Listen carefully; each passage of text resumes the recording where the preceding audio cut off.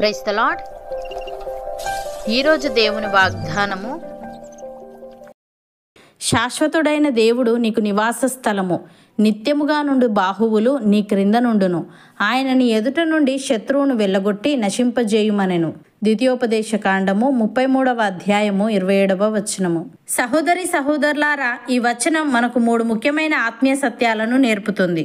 1. శాశ్వతుడైన దేవుడు మనకు నివాస స్థలం. ఇల్లు, ఆస్తి, బలము, డబ్బు ఇవన్నీ నశించేవి, కానీ దేవుడు శాశ్వతుడు.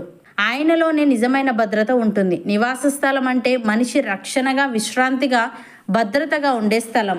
మన ఇల్లు భౌతికంగా ఒక నివాసం, కానీ అది శాశ్వతం కాదు, కూలిపోతుంది.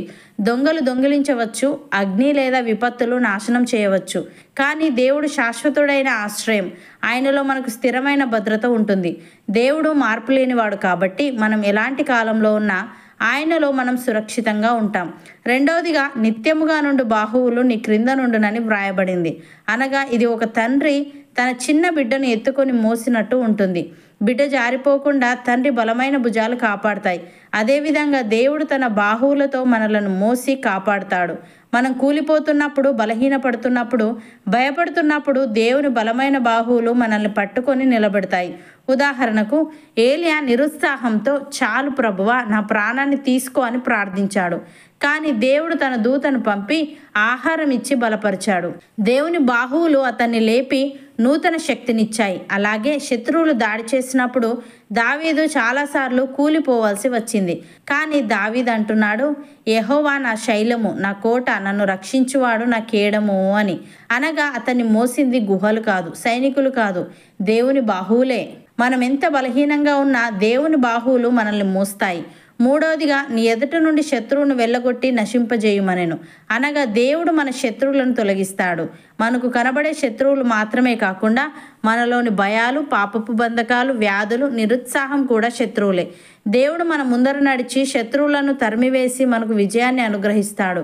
ఇజ్రాయేలీయులు ఐగుప్తు నుండి బయటపడినప్పుడు ఫరో సైన్యం వారిని తరుముతూ వచ్చింది, కానీ దేవుడు వారిని కాపాడాడు. చివరికి శత్రువులు సముద్రంలో మునిగిపోయారు. దేవుడు మన ముందు నడిచి శత్రువులను తరిమివేయను అనే దానికి ఇది స్పష్టమైన ఉదాహరణ. భక్తుడు ఈ విధంగా అంటున్నాడు, దేవుడు మనకు ఆశ్రయమును, దుర్గమునై ఉన్నాడు. ఆపత్కాలంలో ఆయన నమ్ముకొనదగిన సహాయకుడు. కావున భూమి మార్పు నొందినను, నడి సముద్రములలో పర్వతములు మునిగినను, వాటి జలములు ఘోషించుచు నురుగు కట్టినను, ఆ పొంగునకు పర్వతములు కదిలినను మనము భయపడము. సైన్యములకు అధిపతియగు యెహోవా మనకు తోడై ఉన్నాడు. యాకోబు యొక్క దేవుడు మనకు ఆశ్రయమై ఉన్నాడు అని. ప్రియులారా, దేవుని కృప ఎంతో అమూల్యమైనది. నరులు ఆయన రెక్కల నీడను ఆశ్రయించుచున్నారు. ఆయన మందిరం యొక్క సమృద్ధి వలన వారు సంతృప్తి నొందుచున్నారు. ఆయన ఆనంద ప్రవాహంలోనిది ఆయన వారికి త్రాగించుచున్నాడు. ఆయన యొద్ద జీవపు ఊట కలదు. ఆయన వెలుగును పొందియే మనము వెలుగు చూచుచున్నాము. అపోస్తలుడైన పేతురు ఈ విధంగా అంటున్నాడు, మన ప్రభువగు యేసుక్రీస్తు తండ్రి అయిన దేవుడు స్తుతింపబడునుగాక. మృతులలో నుండి యేసుక్రీస్తు తిరిగి లేచుట వలన జీవముతో కూడిన నిరీక్షణ మనకు కలుగునట్లు, అనగా అక్షయమైనదియు, నిర్మలమైనదియు, వాడబారనిదియునైన స్వాస్థ్యము మనకు కలుగునట్లు ఆయన తన విశేష కనికరము చొప్పున మనలను మరలా జన్మింపజేసెను. కడవరి కాలమందు బయలుపరచబడుటకు సిద్ధముగానున్న రక్షణ మీకు కలుగునట్లు విశ్వాసము ద్వారా దేవుని శక్తి చేత కాపాడబడి మీ కొరకు ఆ స్వాస్థ్యము పరలోకమందు భద్రపరచబడి ఉన్నది. ఇందువలన మీరు మిక్కిలి ఆనందించుచున్నారు గాని అవసరమును బట్టి నానా విధములైన శోధనల చేత ప్రస్తుతమున కొంచెము కాలము మీకు దుఃఖము కలుగుచున్నది. నశించిపోవు సువర్ణము అగ్ని పరీక్ష వలన శుద్ధపరచబడుచున్నది కదా. దానికంటే అమూల్యమైన మీ విశ్వాసము ఈ శోధనల చేత పరీక్షకు నిలిచినదై యేసుక్రీస్తు ప్రత్యక్షమైనప్పుడు మీకు మెప్పును, మహిమయు, ఘనతయు కలుగుటకు కారణమగును అని. సహోదరి సహోదరులారా, మీరు విశ్వసించు అతి పరిశుద్ధమైన దాని మీద మిమ్మును మీరు కట్టుకొనుచు, పరిశుద్ధాత్మలో ప్రార్థన చేయుచు, నిత్య జీవార్థమైన మన ప్రభువగు యేసుక్రీస్తు కనికరము కొరకు కనిపెట్టుచు, దేవుని ప్రేమలో నిలుచున్నట్లు కాచుకొని ఉండుడి.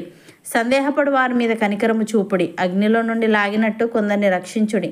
శరీర సంబంధమైన వారి అపవిత్ర ప్రవర్తనకు ఏమాత్రము నొప్పుకొనక దానిని అసహించుకొనుచు భయముతో కొందరిని కరుణించుడి. తొట్టిల్లకుండా మిమ్మల్ని కాపాడుటకును, తన మహిమ ఎదుట ఆనందముతో మిమ్మల్ని నిర్దోషులనుగా నిలవబెట్టుటకును శక్తిగల మన రక్షకుడైన అద్వితీయ దేవునికి మన ప్రభువైన యేసుక్రీస్తు ద్వారా మహిమయు, మహత్యమును, ఆధిపత్యమును అధికారమును యుగములకు పూర్వమును ఇప్పుడును సర్వయుగములను కలుగునుగాక.